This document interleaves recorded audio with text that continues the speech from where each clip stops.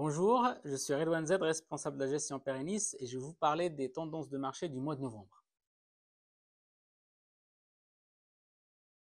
L'inflation aux États-Unis reste élevée mais semble avoir atteint son pic en juin. Toutes les composantes sont en baisse, mais l'essentiel du mouvement vient de la composante énergie qui a baissé de presque la moitié depuis le mois de juin. Même constat côté zone euro, donc où l'inflation ralentit, atteint 10% en novembre. Le prix de gaz, par exemple, est proche de 120 euros le mégawatt l'heure, au moment où il était à 340 euros au mois d'août. Et donc, c'est une baisse importante, mais il reste quand même élevé. Donc, c'est 5 à 6 fois plus cher que ce qu'on a connu avant la crise. La contribution des services est stable, celle des biens est en hausse marginale, et le seul secteur qui continue d'augmenter est l'alimentaire. Pour ce qui est de la croissance mondiale, elle a été révisée à la baisse pour 2023. Donc, on a un chiffre de 0,2% de croissance pour G8.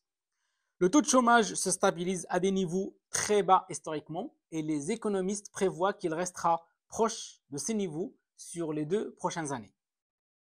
Pour ce qui est de l'évolution du marché, il y a un rebond de tous les indices, et notamment en Chine.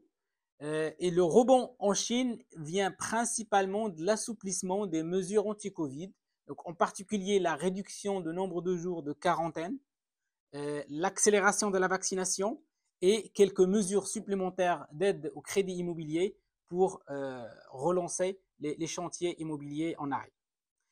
D'un point de vue sectoriel, un retournement de situation s'effectue depuis début octobre. Donc tous les secteurs maintenant sont au vert et surtout ceux qui ont souffert le plus au début de l'année, la techno et l'immobilier en particulier.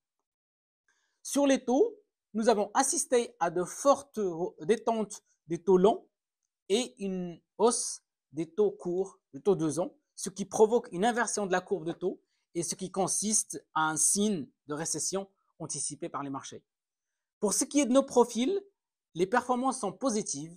On a pu prendre une part de la hausse des marchés. Le profil dynamique est en hausse de 1,81%. Le profil équilibré est en hausse de 0,90% et le profil prudent est flat, à l'équilibre. Nous avons une gestion prudente sur nos profils depuis le début de l'année, ce qui nous a permis de baisser beaucoup moins que le marché jusqu'au mois de septembre. Mais malheureusement, ça limite un petit peu notre potentiel de rebond depuis le mois d'octobre. C'est pour ça qu'on monte, mais moins que le marché. Mais nous allons continuer à être prudents sur nos allocations tant que les fondamentaux ne sont pas rassurants et que le risque de retournement de marché reste élevé.